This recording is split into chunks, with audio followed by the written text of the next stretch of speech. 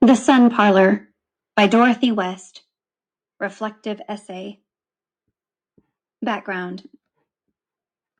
The Harlem Renaissance was a period during the 1920s when African American achievements in literature and music flourished.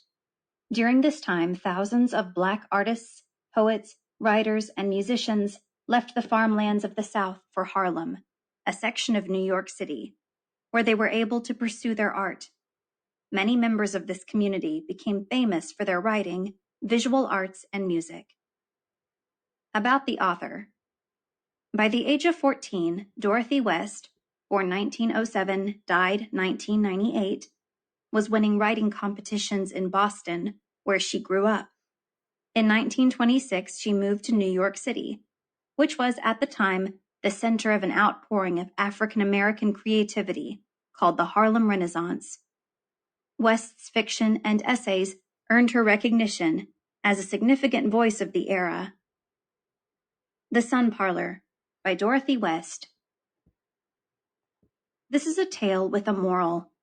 I will try not to tax your attention too long, but I have to go way back to begin, because it begins with my childhood.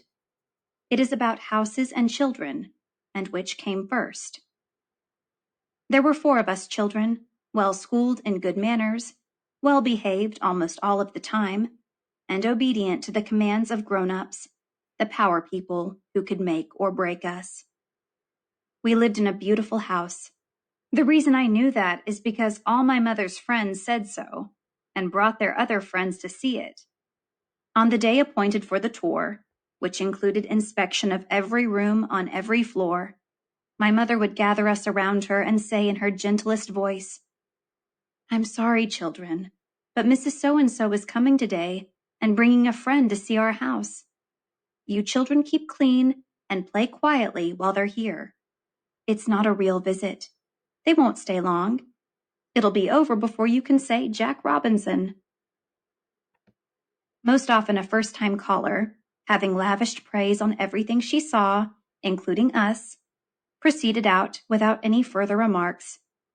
But there were others who, when they saw 4 children good as gold, did not see beyond their size, and asked my mother in outspoken horror, "How can you bear to let children loose in a lovely house like this?"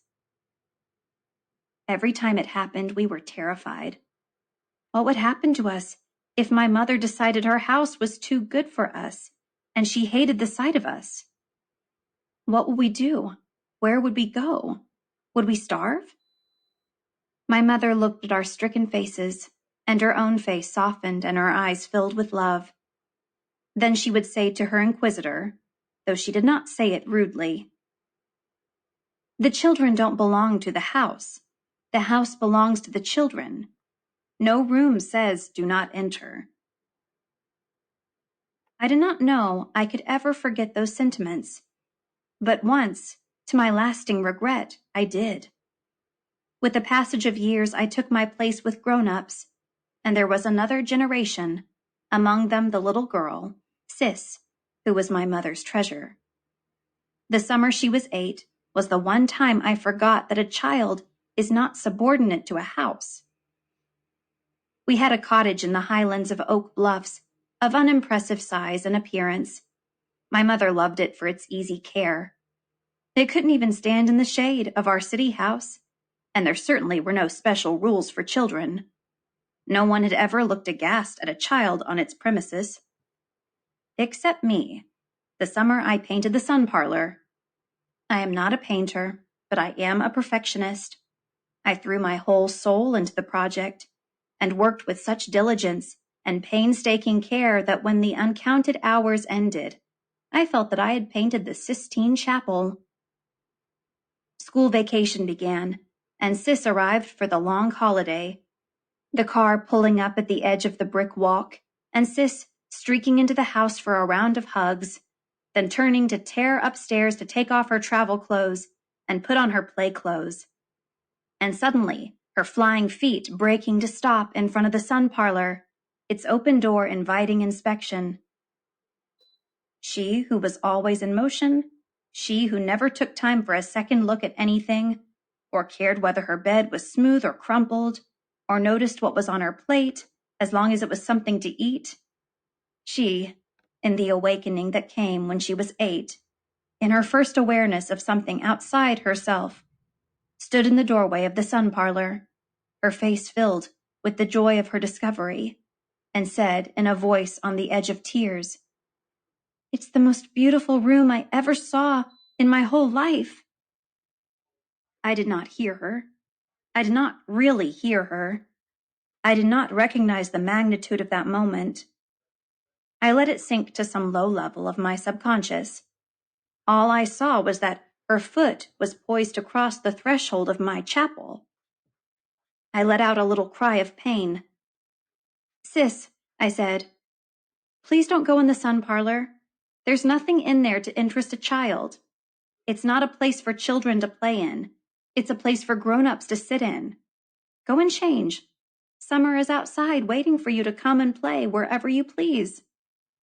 In a little while, the sounds of Sis's soaring laughter were mingling with the happy sounds of other vacationing children. They kept any doubt I might have had from surfacing. Sis was surely more herself, running free than squirming on a chair in the Sun Parlor. All the same, I monitored that room, looking for smudges and streaks, scanning the floor for signs of scuffing.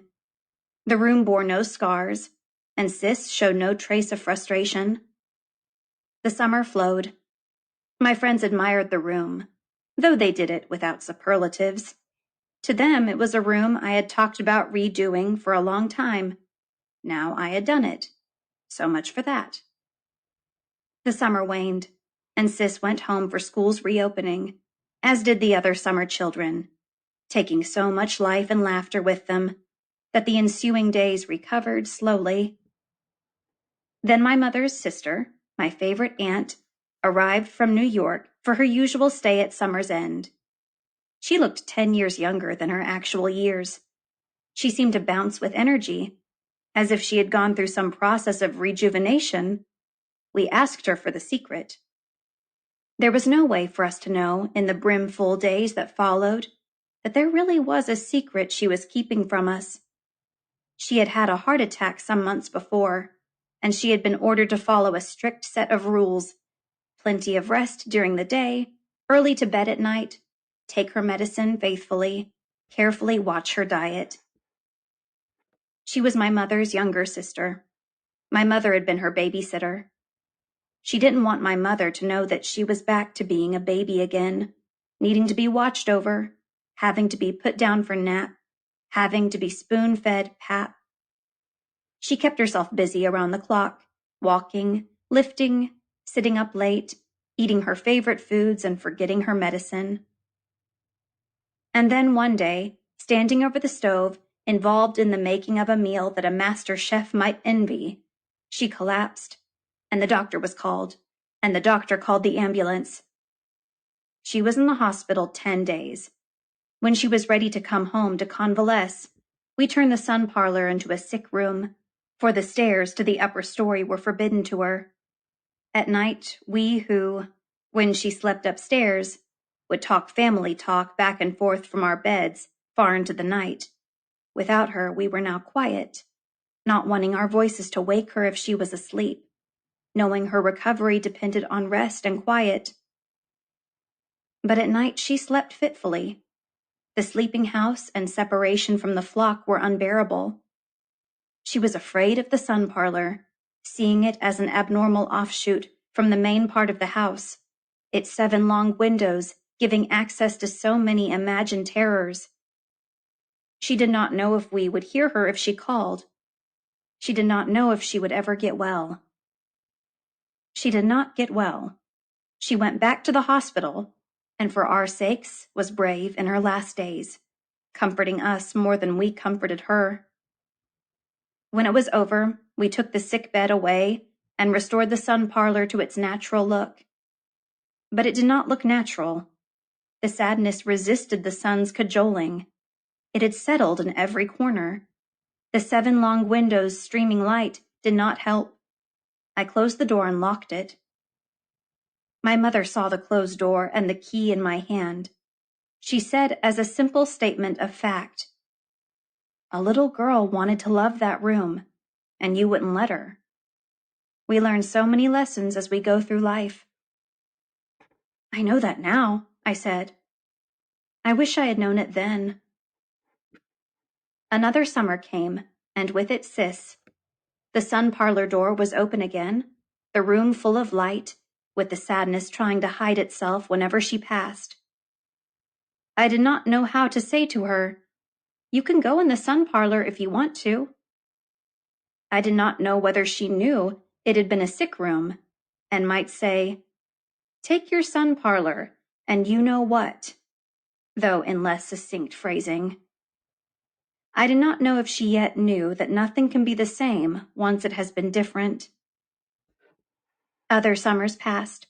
Older family members died, and mine became the oldest generation. I was living on the island year-round in the winterized cottage. The Sun Parlor was just another everyday room, its 7 long windows reduced to 3 of standard size, most of the furniture replaced for sturdier sitting. Sis was married, a mother, coming to visit when she could, coming, I think, to look for bits and pieces of my mother in me, wanting to see her ways, hear her words through me. It was a year ago that I asked her the question that had been on my mind, it seems forever. A dozen times I had bitten it off my tongue, because I did not know what she might answer.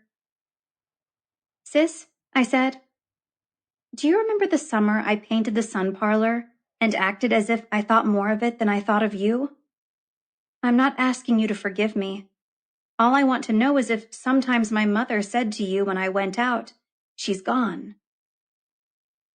My mother always referred to me as she when she was annoyed with me.